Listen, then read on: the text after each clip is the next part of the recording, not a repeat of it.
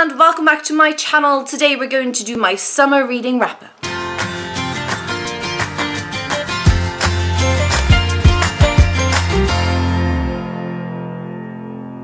You may have noticed that I'm back in my old kind of place in the living room. Welcome to my YouTube past. This is because I went to visit my family in Belgium and I forgot my tripod in a different country.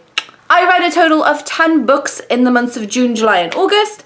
So yeah, let's talk about them, shall we? The first book I finished was a Faraway Magic by Amy Wilson. This is a middle grade fantasy adventure, kind of. But it reads quite YA. I feel like voice-wise it's kind of in between the two age categories, and so I really enjoyed that. I've made a full video about this book and I'll link it up here and down below. I like the sense of kind of wonder and excitement and joy found in a lot of UK middle grade fantasies. So I may be reading a little bit more of them soon. Oh, and I read this book as preparation for the very first YA Lit Cardiff event. So the next 3 books I'm going to be talking about were also for the event. And I really enjoy kind of preparing for events because it makes me read books that I may not have always picked up previously, or it makes me read books that I have picked up but I haven't got around to. So that's always good, isn't it? The next book I finished in June was the Sea Fairest Kiss by Julia Amber. This is basically a Norse mythology retelling of The Little Mermaid with Vikings and female romance, and I really enjoyed it. I can't believe I didn't do a video about this book because I really enjoyed it. I want to read more female romances and just LGBTQIA plus romances in general. And I love it when non-heteronormative kind of romances are written about like this, where it's just, yeah, it's just there. Let's just say I'm tired of like problem books where the main narrative is like, oh, they're gay, oh, they're this, oh, they're black. Oh. This is why I love fantasy, because it is so easy to just be like, yeah, they're black, yeah, they're gay, whatevs. That's just what they are, and yeah, they're the main character. So also, Julia's second book in this duology's come out like yesterday, so I think you should all go and read it. The third book I finished in June is Editing Emma by Chloe Seeger. I have done a full review video for this book up here down below. This book was hilarious. It made me laugh out loud so many times. It made me snort tea through my nose, which was a little bit painful, but it was really relatable and funny.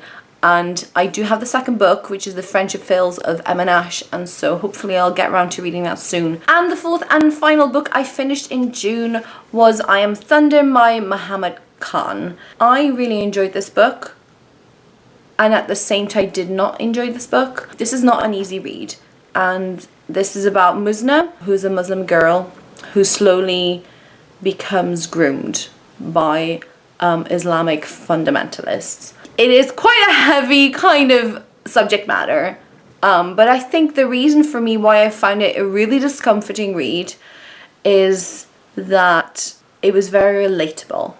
As in, if somebody would have kind of preyed on me like that when I was a teenage girl, I probably would have fallen for it myself. And that is quite a scary thought, but I think this is also why this is such an important book. It's had a lot of criticism from people, but I feel that a lot of that comes from the fact that people go like, this does not represent my experience. And I'm like, well, it's not saying it does. And I think it's very important that more and more Muslim voices are being heard, and that there's a lot more Muslim books, you know, books by Muslim authors or with Muslim protagonists are being published, because this is something that Muhammad said during the event. You know, Islam is not a monolith. He's coming from his experience and other people are going to come from their experience. But I think this is a book that adds to that conversation. So I think it's definitely worth the read. Also, Muzna is actually fabulous. I really love her as a character. I love the way her mind works. I love the little one-liners. It did take me a while to get through because of the fact that it felt very, very relatable, in quite an awkward, kind of painful way. But yeah, definitely would recommend this book to you anyway. anyone. The final book I finished in June was Red Queen by Victoria Aveyard. Now, Victoria came to Cardiff at the beginning of June. She did an event here with Alwyn Hamilton.